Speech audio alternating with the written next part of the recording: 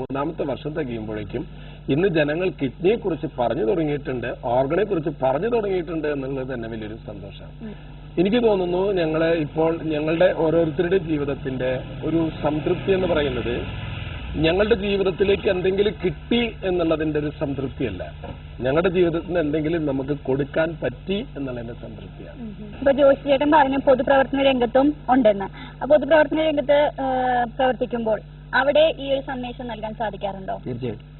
എങ്ങനെയാണ് ആളുകളുടെ പ്രതികരണം? എങ്ങനെയാണ് അവർ അറിഞ്ഞു ചോദിക്കുകയാണോ അതോ ചേട്ടൻ തന്നെ മുൻകൈ എടുത്ത് അവരിലേക്ക് ഒരു അവയർനെസ് കൊണ്ടുവരാൻ ശ്രമിക്കുകയാണോ ചെയ്യാറ്? ഞാനിത് കിഡ്നി ഡൊണേറ്റ് ചെയ്തതിനു ശേഷം ഞാൻ യൂത്ത് കോൺഗ്രസിന്റെ സുൽത്താൻ ബത്തേരി അസംബ്ലി പ്രസിഡന്റാണ്. അപ്പൊ ഈ സ്റ്റേറ്റ് ഇപ്പം ഈ രാഹുൽ ഗാന്ധിയുടെ നിർദ്ദേശം അനുസരിച്ച് പുതിയ ഇലക്ഷൻ വന്നു. അതുകൊണ്ട് തന്നെ ഓരോ ചാർട്ടേഡ് പ്രോഗ്രാം ഉണ്ട്, നമുക്ക് ഓരോ മാസവും ചെയ്തു കൊടുക്കേണ്ട പ്രോഗ്രാമുകളുണ്ട്. ആ പ്രോഗ്രാമുകളുടെ ഡിലേ വന്നു കഴിഞ്ഞിട്ട് ലൈന് ഞാൻ സമാധാനം പറയേണ്ടതുണ്ട്. സംസ്ഥാന പ്രസിഡന്റ് ശ്രീ PC വിഷ്ണുനാഥനോട് ഈ ഓപ്പറേഷൻ ചെയ്യുന്നതിന് മുമ്പ് തന്നെ ഞാനിത് സൂചിപ്പിക്കുകയും അദ്ദേഹം പറഞ്ഞ് ശരി ആയിക്കോട്ടെ എന്ന് പറഞ്ഞു. അപ്പം ഞാൻ കുഴപ്പമില്ല, കാരണം എനിക്ക് 2 മാസം ഈ പറഞ്ഞു കേട്ടിടത്തോളം 1 മാസം റെസ്റ്റ് വേണം, 1 മാസം എന്തായാലും ഒരു 10 ദിവസം ആഴ്ചയിൽ കിടക്കണം, അങ്ങനെ 2 മാസം എല്ലാവരുടെയും റെസ്റ്റ് വേണം. അപ്പൊ 2 മാസത്തെ പ്രോഗ്രാം ഒന്ന് ചുരുക്കി തരണം എന്ന് ഞാൻ പുള്ളിക്കാരനോട് പറഞ്ഞു. അപ്പോൾ വിഷ്ണുനാഥ് MLA എന്നോട് പറഞ്ഞു കുഴപ്പമില്ല എന്നൊക്കെ ചെയ്യാം എന്ന് പറഞ്ഞിട്ട് അദ്ദേഹം അങ്ങ് പോയി. അപ്പൊ എന്നാണ് ഓപ്പറേഷൻ എന്നുള്ള കാര്യം എന്നോടൊന്ന് വിളിച്ചു പറയണം എന്ന് പറഞ്ഞു. അപ്പൊ ഞാൻ ഈ വിവരം ശ്രീ PC വിഷ്ണുനാഥ് MLA വിളിച്ചറിയിച്ചു. ഇന്ന് ഞാൻ ഓപ്പറേഷന് ഹാജരാകുകയാണ്, അപ്പൊ നാളെയാണ് ഓപ്പറേഷൻ. ശരി, എവിടെയാണെന്ന് ചോദിച്ചാൽ പിന്നെ മെഡിക്കൽ ട്രസ്റ്റ് ഹോസ്പിറ്റലാണ് എറണാകുളത്ത് നിന്ന്. അപ്പൊ അന്നേരത്തിന് വേഗം തന്നെ നമ്മുടെ സംസ്ഥാന ജനറൽ സെക്രട്ടറി ശ്രീ മനോജ് മൂത്താട് എന്റെ ബൈസ്റ്റാൻഡറായിട്ട് അവിടെ എത്തുകയും 2 ദിവസം ഫുൾ ടൈം അവിടെ ഉണ്ടായിരുന്നു. അച്ഛനൊക്കെ വന്ന് കഴിയുമ്പോൾ അച്ഛൻ കണ്ടു തോന്നുന്നു.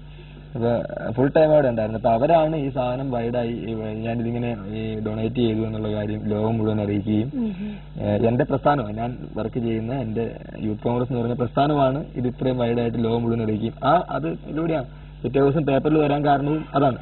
അച്ഛൻ നേരത്തെ പറഞ്ഞ പോലെ തന്നെ ഈ ഗോപിനാഥൻ ചേട്ടന് കിഡ്നി കാശ് കൊടുത്ത് മേടിക്കാം എന്നൊരു ധാരണ ഉണ്ടായിരുന്നു. അപ്പൊ ഇത് തന്നെ ഇത് ഏത് രീതിയിൽ ജനങ്ങൾ ഉൾക്കൊള്ളും എന്നുള്ളൊരു പേടി എനിക്ക് ശരിക്കും ഉണ്ടായിരുന്നു. ഇതുപോലെ പല വ്യക്തികളും രഹസ്യമായിട്ട് ചിലപ്പോൾ നല്ലൊരു കാര്യം ചെയ്യട്ടെ എന്ന് പറഞ്ഞ് പോയി കഴിഞ്ഞാൽ നാളെ ആ വ്യക്തിയെ കുറിച്ച് പറയുന്നത് അദ്ദേഹം രഹസ്യമായിട്ട് ചെയ്യാൻ കാരണം എന്തോ സാമ്പത്തിക ലാഭം ലാക്കാക്കിയിട്ടാണ് എന്ന് പറയുന്നു. അങ്ങനെയാണ് ഈ സമൂഹം. അതുകൊണ്ടാണ് ആൾക്കാർക്ക് പരസ്യത്തിന് വേണ്ടിയിട്ടാണ്, പരസ്യത്തിന് വേണ്ടിയിട്ടല്ല.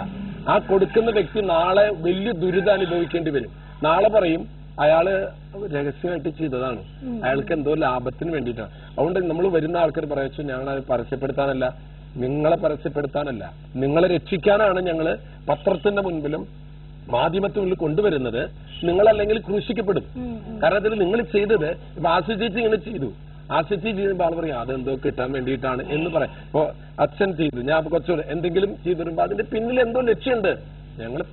ഞാൻ പറയാം പരസ്യമായിട്ട് പറയണം, ലക്ഷ്യങ്ങളില്ല എന്ന്. ഇപ്പൊ ജോഷിയോട് അതുകൊണ്ട് ഞാൻ പറയാം ജോഷി പരസ്യപ്പെടുത്തണം.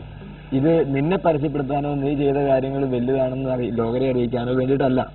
ഇത് കണ്ടിട്ടെങ്കിലും എന്നോട് എന്റെ പ്രസിഡന്റ് ശ്രീ PC വിഷ്ണുനാഥ് പറഞ്ഞതും നിന്റെ ഈ പ്രവൃത്തി കണ്ടിട്ട് ഒരാൾ വന്നാൽ നിനക്ക് സന്തോഷമല്ലെങ്കിൽ അതാണ് ഏറ്റവും വലിയ തോന്നുന്നത്. അപ്പൊ അതുകൊണ്ടാണ് ഈ പേപ്പറിൽ കൊടുക്കാനും. പിന്നെ അത് കഴിഞ്ഞിട്ട് അച്ഛൻ ഈ കാര്യങ്ങൾ വന്നു കഴിഞ്ഞപ്പോൾ ഞാൻ അതിന്റെ കൂടെ തന്നെ എപ്പോഴാണെങ്കിലും ഏത് പാദയാത്രയ്ക്ക് എപ്പോൾ വിളിച്ചാലും വയനാടല്ല ഞാൻ എവിടെയാണെങ്കിലും ഓടി തൃശ്ശൂർ എത്തുകയും ചെയ്യാം.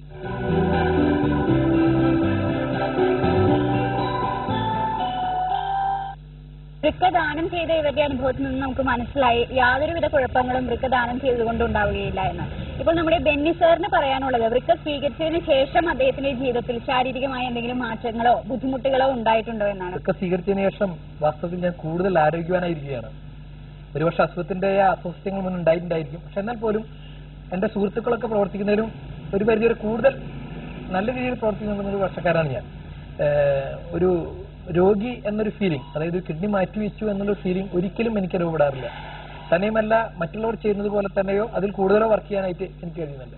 പലപ്പോഴും ഇതിലുള്ളൊരു വളരെ തെറ്റായ ഒരു ധാരണ, വൃക്ക സ്വീകരിച്ചു കഴിഞ്ഞാൽ അവർ വളരെ ഏറെ ശ്രദ്ധിക്കണം എന്നുള്ള കാര്യം ശരിയാണ്. എന്നാൽ അവരുടെ ജീവിതത്തിന് ഗ്യാരണ്ടി ഇല്ല, തന്നെയല്ല മറ്റ് പലരും ചെയ്യുന്ന പല കാര്യങ്ങളും ചെയ്യാൻ കഴിയില്ല എന്നൊക്കെയുള്ള ഒരു തെറ്റായ ധാരണ നമ്മുടെ നാട്ടിൽ പറഞ്ഞിട്ടുണ്ട്. പക്ഷെ അത് ശരിയല്ല.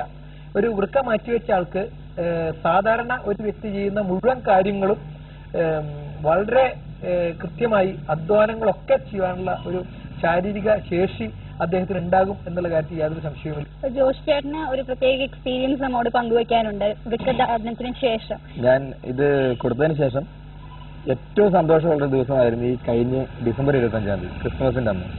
കാരണം ഞാൻ ഈ കൊടുത്ത കഴിഞ്ഞ ജൂൺ 14-ാം തീയതി ഓപ്പറേഷൻ ചെയ്ത് കിഡ്നി സ്വീകരിച്ച ജിജി എന്ന് പറയുന്ന ചേച്ചി, ഹസ്ബൻഡും 3 കുട്ടികളും എന്റെ വീട്ടിൽ കണ്ണൂർ പയ്യാവൂരിന്ന് വണ്ടിക്ക് വന്ന് എന്റെ വീട്ടിൽ ഞങ്ങൾ ഒന്നിച്ചിരുന്ന് ഭക്ഷണം കഴിച്ച് അന്ന് വൈകുന്നേരം 7 മണിക്കാണ് അവരവരുടെ വീട്ടിലേക്ക് പോയത്.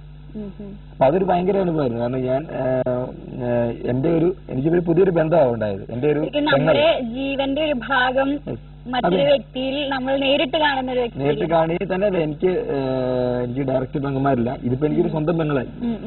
എന്റെ മൂത്ത ഒരു ചേച്ചി എന്ന് വിളിക്കാനുള്ള ഒരാളെ എനിക്ക് സ്വന്തമായിട്ട് കിട്ടാന്ന് പറഞ്ഞാൽ അതൊരു വലിയ കാര്യമാണ്.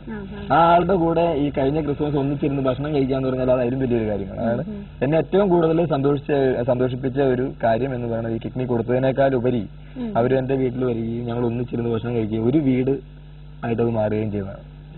ഇപ്പോൾ നമ്മൾ ദാനം ചെയ്തവരുടെ വിശേഷങ്ങളും സ്വീകരിച്ച ആളുടെ വിശേഷവും ഒക്കെ കേട്ടു.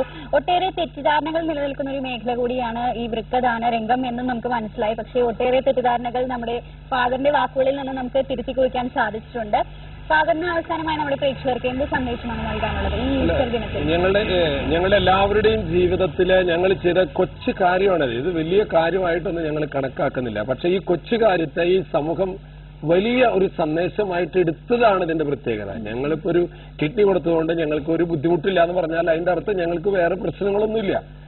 പക്ഷേ അത് സമൂഹം ഒരു വലിയ സന്ദേശമായിട്ട് എടുത്തു. ഈ ഈസ്റ്ററിന്റെയും സന്ദേശം അതാണ്, നമ്മുടെ ജീവിതം സഫലമാകണം. എല്ലാ മാന്യ പ്രേക്ഷകർക്കും ഈസ്റ്റർ ദിനാശംസകൾ നേർന്നുകൊണ്ട് നിർത്തുന്നു.